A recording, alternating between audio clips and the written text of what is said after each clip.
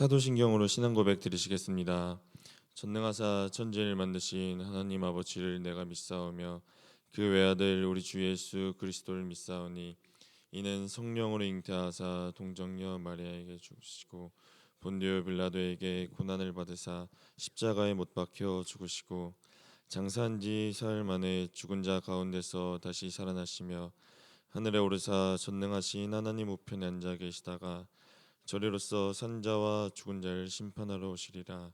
성령을 믿사오며 거룩한 공예와 성도가 서로 교통하는 것과 죄를 사하여 주시는 것과 몸이 다시 사는 것과 영원히 사는 것을 믿사옵나이다. 아멘. 말씀은 데살로니가 전서 4장 7절에서 8절 말씀입니다.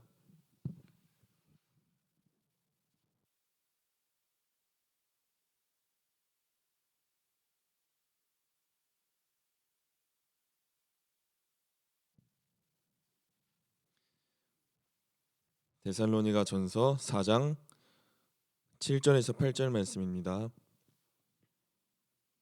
다 찾으신 줄 믿고 다 같이 합독하시겠습니다. 하나님이 우리를 부르심은 부정하게 하심이 아니요 거룩하게 하심이니 그러므로 저버리는 자는 사람을 저버림이 아니요 너희에게 그의 성령을 주신 하나님을 저버림이니라. 아멘. 기도드리겠습니다. 하나님 감사합니다. 오늘 하루도 우리 모두가 하나님께 나아와 주님께 이 예배를 드리러 나왔습니다.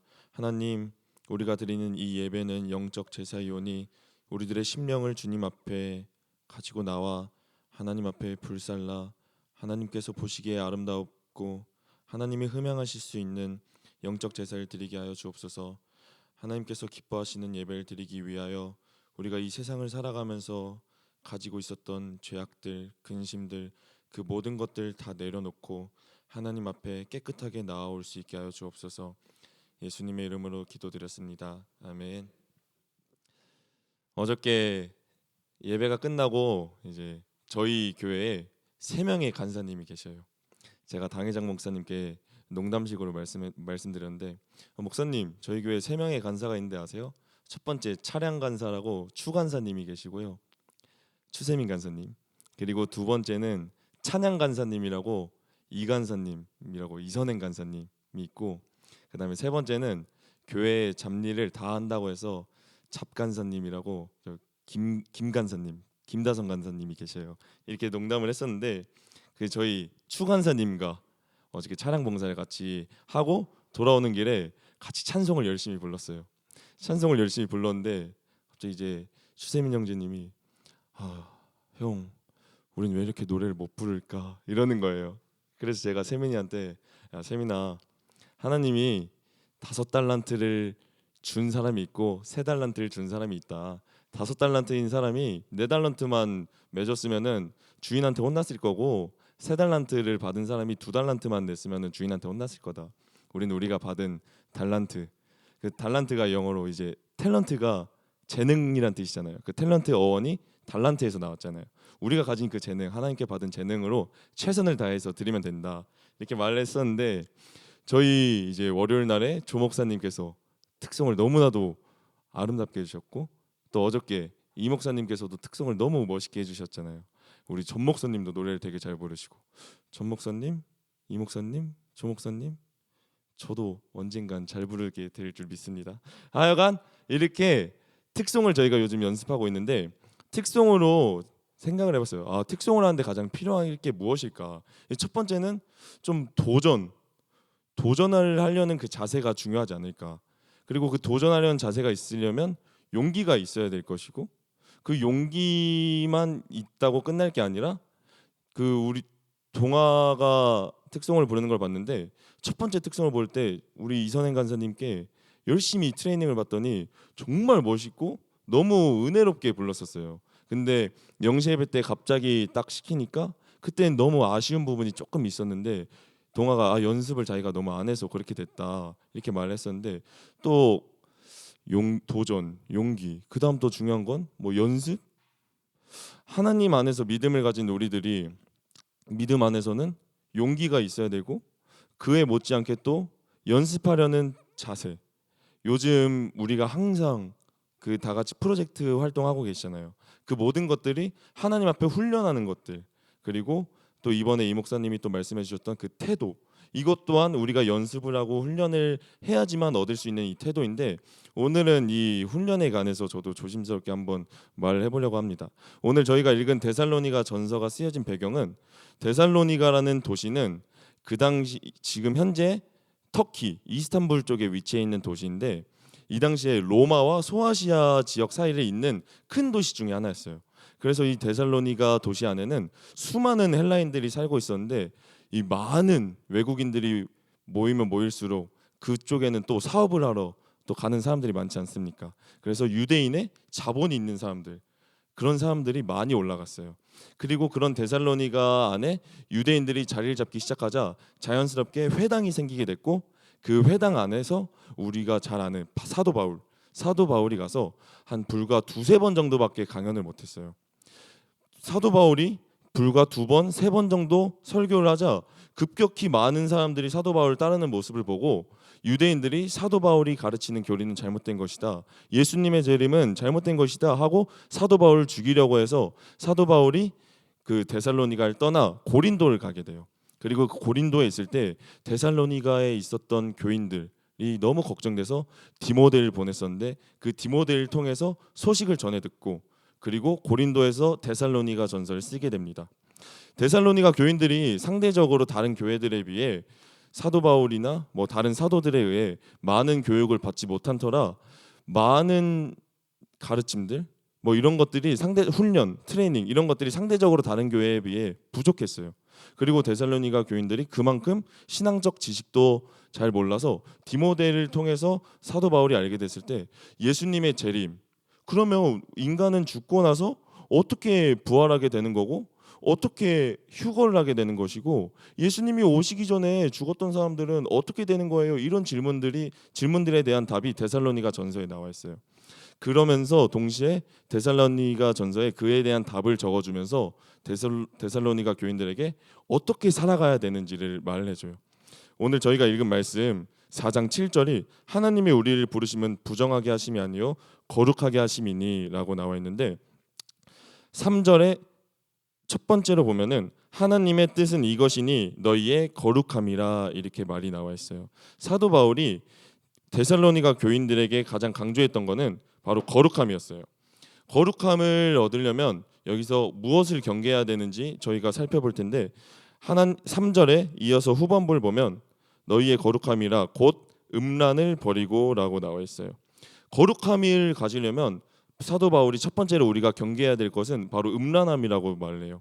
이 음란함에 대해서 바로 뒤에 말씀을 보면 각각 거룩함과 존귀함으로 자기의 아내 대할 줄 알고, 제가 집에서 말씀을 읽는데 아니 음란에 대해서 경고를 했다가 왜 바로 뒤에 이어서 아내를 말씀하셨을까?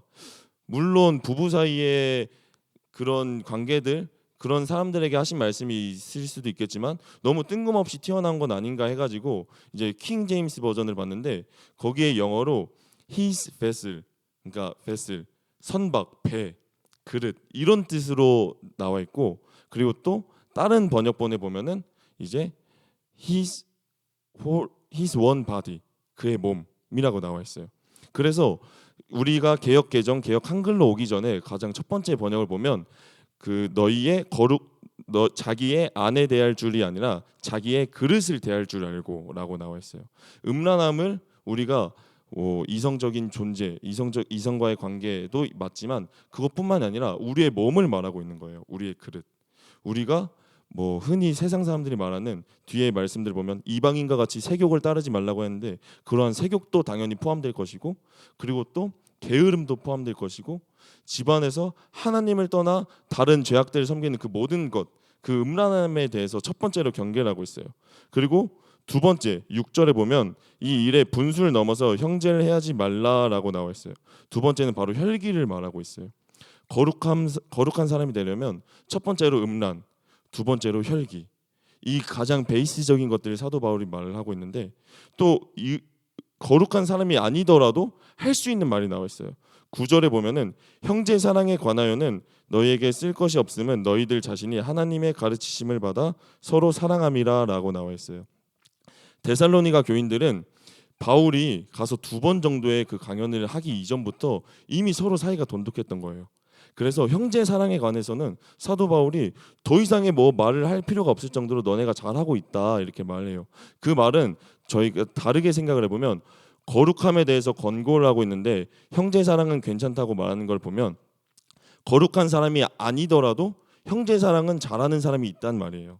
그럼 저희가 교회 생활을 하다 보면 자연스럽게 많은 사람들과 어울리고 지내게 되고 그러는데 사람들 간의 관계가 좋다고 그리고 다른 사람들과의 모든 일들이 잘 풀리고 이런 것들을 통해서 아, 난 괜찮구나. 나는 별다른 트러블이 없구나. 이렇게 착각하면 안 된다는 뜻이에요. 거룩하지 않은 사람도 형제 사랑은 잘할 수 있어요. 그러니까 우리가 사람 간의 관계가 좋다고 해서 인간관계가 좋다고 해서 지금 나에게 큰 문제가 없구나라고 넘겨짚으면 안 된다는 뜻이에요. 그리고 마지막으로 11절에 또 너희에게 명한 것 같이 조용히 자기 일을 하고 너희 손으로 일하기를 힘쓰라 이렇게 말해요. 첫 번째 음란, 두 번째 혈기, 세 번째는 게으름에 관해서 말해요. 너희가 일을 해야 되고 그 일을 해야 되는 이유는 12절에 이는 외인에 대하여 단정행하고 또한 아무 궁핍함이 없게 하려 함이라라고 나와 있어요. 사도 바울은 이제 천막을 잘 짓는 사람이라고 흔히들 이렇게 알고 있는데 사도 바울이 사역했던 곳들 그리고 또 그의 서신들을 보면 어디 가서 뭐 빌부터 먹지 않으려고 자기는 항상 자기의 일을 행했다 이렇게 많이 자주 어필해요. 데살로니가 전서에도 나오는데 2장 9절 제가 읽어드릴게요. 형제들아 우리의 수고와 애쓴 것을 너희가 기억하리니 너희 아무에게도 폐를 끼치지 아니하려고 밤낮으로 일하면서 너희에게 하나님의 복음을 전하였노라라고 나와 있어요. 거룩한 사람으로 다른 사람들에게 보이려면 사도 바울이 생각할 때 데살로니가 교인들이 거룩해지기 위해서 행해야 할 마지막 세 번째 방법은 성실히 일을 행해야 된다는 거예요. 그 일은 돈을 버는 것일 수도 있고 자기가 맡은 본업을 최선을 다해서 해야지 다른 사람들이 그 사람을 볼 때 아, 저 사람은 맞는 말만 하면서 막상 자기 일 보면 집에 가서 그냥 쉬기만 하고 놀기만 해. 전혀 그러니까 그런 삶을 보면 본받을 만한 것도 없고 말에 힘도 없다는 거예요. 그래서 사도 바울이 이렇게 세 가지를 권고했어요. 잠시만요. 네. 그래서 세 가지를 권고했었는데 제가 첫 번째로 말한 그 훈련, 트레이닝 이거에 대해서 그 유튜브에서 한 간증을 봤었어요. 어떤 한 귀부인에 관한 간증이었는데 그 귀부인은 돈도 많고 또 일도 되게 잘해가지고 누가 봤을 때 커리어 우먼이라고 부를 정도로 신앙심도 대단했던 사람이에요. 근데 그 사람이 가정에 수많은 일이 닥치자 점점 정신이 나가게 되고 정신이 피폐해져가지고 교회도 잘 안 나오게 됐어요. 그래서 그 교회 담임 목사님이 그 귀부인님 댁에 가서 항상 말씀을 읽었대요. 그냥 별다른 예배, 뭐 별다른 활동 안 하고 말씀을 항상 10분에서 20분 정도 읽어주고 그리고 안수해주고 이 활동을 무려 2년 동안 했대요. 2년 동안 하니까 어느 날 말씀을 읽는데 갑자기 그 누워있던 귀부인이 아우 지겨워 됐어 예수가 이겼어 이러면서 이 말하면서 푹 쓰러졌다는 거예요. 그러고 나서 그 목사님이 알았대요. 아, 거룩함을 얻으려면 결국엔 반복함이구나. 끊임없는 연습, 지루하지만 반복적인 그 활동 그거구나. 우리가 뻔히 정답을 알잖아요. 우리가 12제자 프로젝트도 하면서 막 무너지고 우리가 영시 예배 때 이렇게 다짐했던 것들 삶으로 다시 또 갖고 나가면은 또 무너지고 제가 또 워낙 교만하다 보니까 그 공주들과 왕자라고 교만한 사람들끼리 뭉친 단톡방이 있어요. 거기에 보면은 각 이제 사람들의 자신의 그날 하루 일과가 무너졌던 내용들이 이렇게 쑥 올라와요. 그걸 보면은 저도 이제 제 삶을 반성하게 되고 가슴 아프고 속으로라도 기도를 하게 돼요.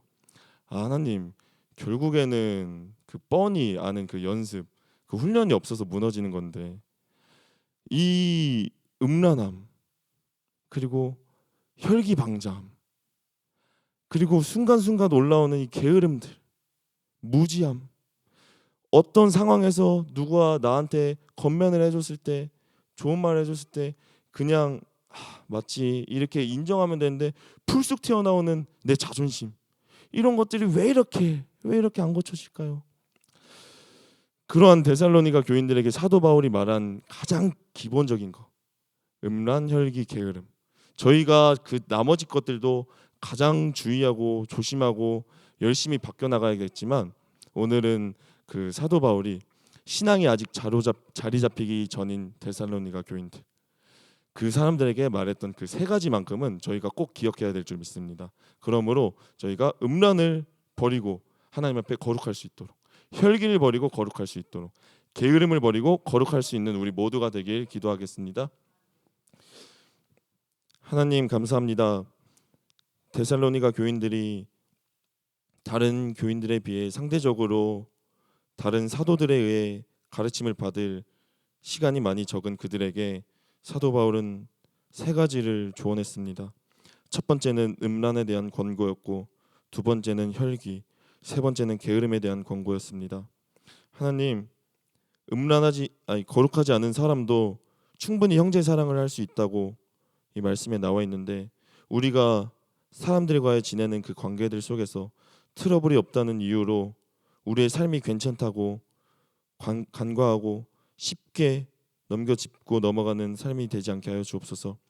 우리의 삶이 하나님 보시기에 거룩해질 수 있도록 우리의 죄성을 다스려 하나님 앞에 연습하고 연습하여, 마치 특송도 계속 연습하지 않으면 아름다운 노래를 부를 수 없는 것처럼 우리의 삶도 하나님 앞에 아름다운 삶을 드릴 수 있도록 계속 연습하는 우리가 되게 하여 주옵소서.